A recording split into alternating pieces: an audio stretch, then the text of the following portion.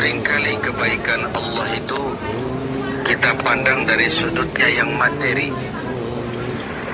Allah itu baik kalau kita punya harta yang banyak, tanah yang luas, pabrik yang di mana-mana. Sementara kalau cuma sekadar itu kebaikan Allah, terlalu sedikit orang yang mendapatkannya. Padahal kebaikan Allah tidak pernah berhenti dan meliputi seluruh makhluk yang hidup ini. Karena itu pada kesempatan jumpa sore ini, saya ingin mengajak kita melihat kebaikan-kebaikan Allah dalam bentuk yang lain. Bahwa kita diberikan harta yang banyak, itu kebaikan Allah. Diberikan tanah yang luas, itu juga kebaikan Allah. Diberikan perusahaan, pabrik di mana-mana, itu juga kebaikan Allah. Tapi tidak terbatas kepada itu. Ada kebaikan-kebaikan yang non-materi, yang malah justru itulah esensi kebaikan itu. Mari kita renungkan sebuah hadis di mana baginda Rasul bersabda, arba'atun man u'tiyahunna faqad u'tiya khairat dunya wal akhirah. Ada 4 hal. Siapa yang oleh Allah diberikan ke-4 hal ini, sungguh dia telah diberikan kebaikan dunia dan sekaligus kebaikan akhirat. Kebaikan dunia juga kebaikan akhirat. Ini berarti belum tentu yang baik di dunia menurut kita akan berbuntut baik juga di akhirat. Tapi orang yang diberikan 4 hal ini, dia sungguh diberikan kebaikan dunia dan juga kebaikan akhirat nanti. Apa 4 perkara ini? Yang pertama, qalban syakir. Orang yang oleh Allah diberikan hati yang pandai bersyukur. Ada ungkapan, my heart is my home. Hatiku adalah rumahku. Kalau luas hati, rumah yang kecil besar rasanya. Kalau sempit hati, rumah yang besar pun kecil jadinya. Kalau hati sempit, rumah pun kecil, kiamat namanya.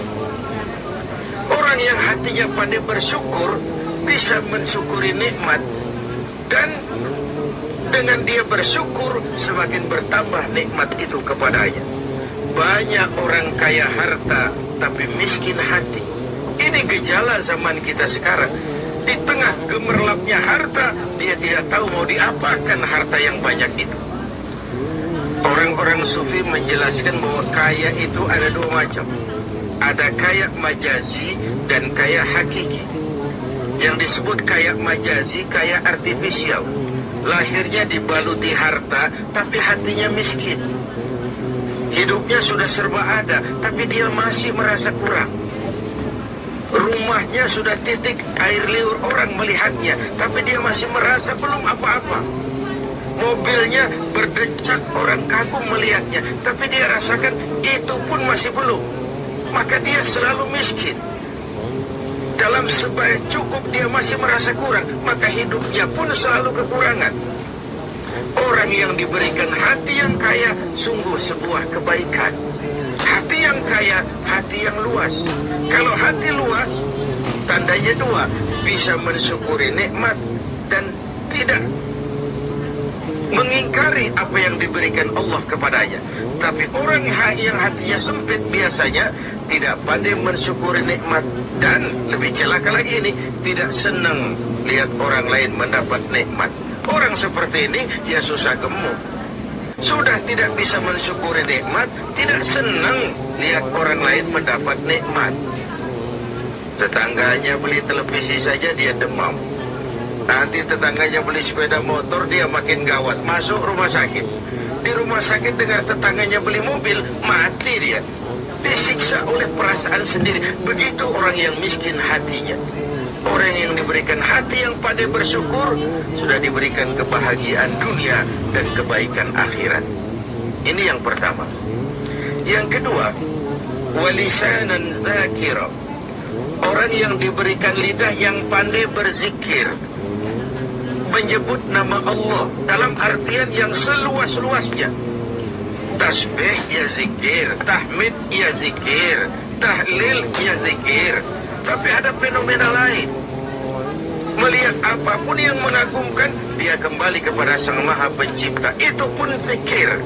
Melihat semesta jagat raya, melihat bintang gemintang bertaburan di angkasa, melihat lautan luas terhampar biru membentang, melihat gunung tinggi menjulang ke angkasa, semuanya mengingatkan dia kepada Allah. Itu pun zikir. Diberikan lidah yang pandai berzikir, mengingat Allah dalam segala keadaan. Dan bukankah Islam mengajarkan seperti itu? Dari hal-hal yang paling kecil, memulai pekerjaan, Bismillah. Melihat sesuatu yang hebat, Masya Allah. Melihat sesuatu yang luar biasa, Subhanallah. Terkejut, Astaghfirullah. Berjanji, Insya Allah. Semua dikaitkan dengan Allah. Inilah zikir itu. Hidup yang larut dalam alur ketuhanan. Yang ketiga, wabadanan alal bala'i sabira.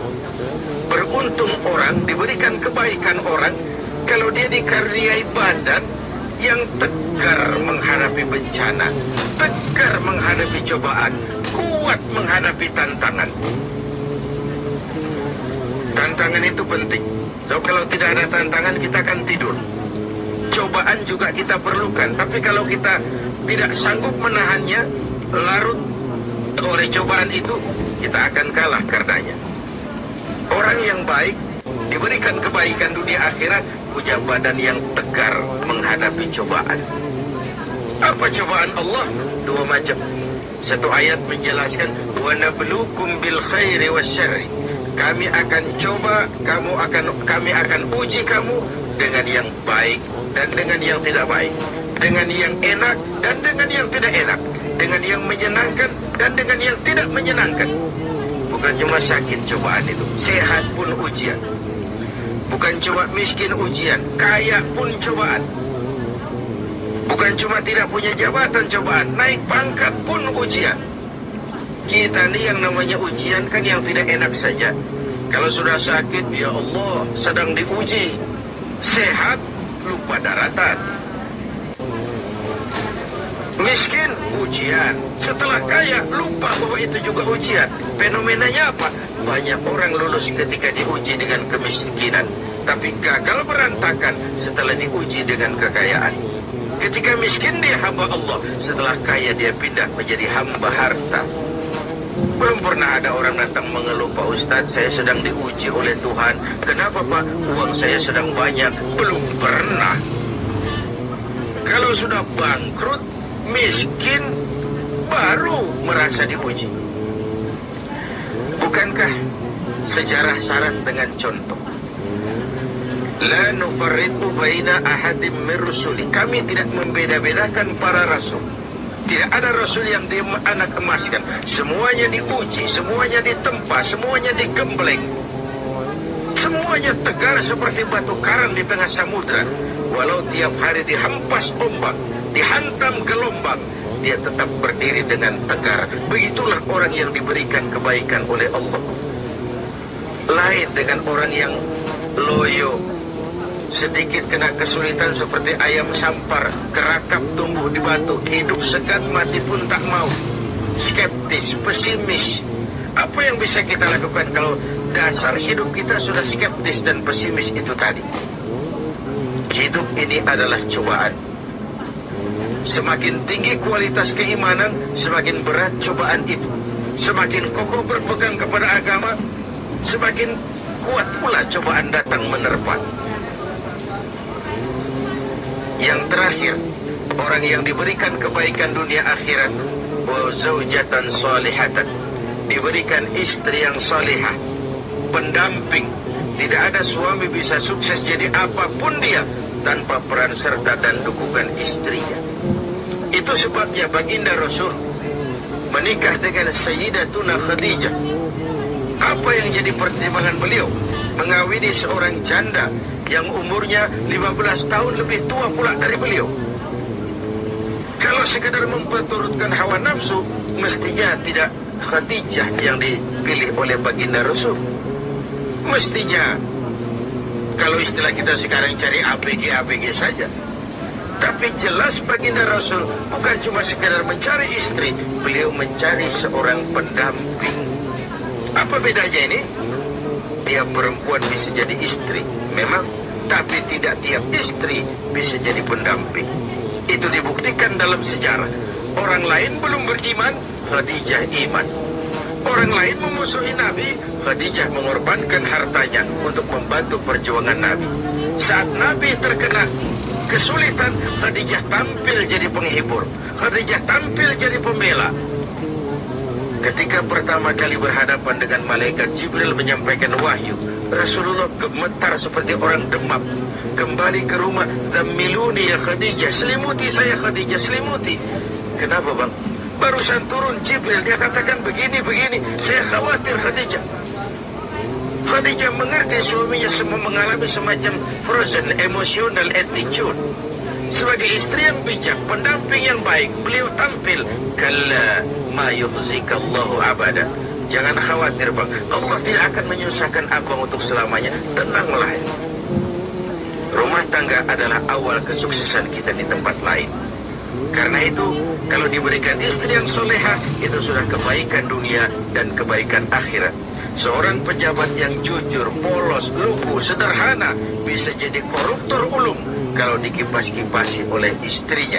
Suami-suami yang berstatus DKI di bawah kekuasaan istri tidak lagi sebagai pendamping, tapi sudah menjadi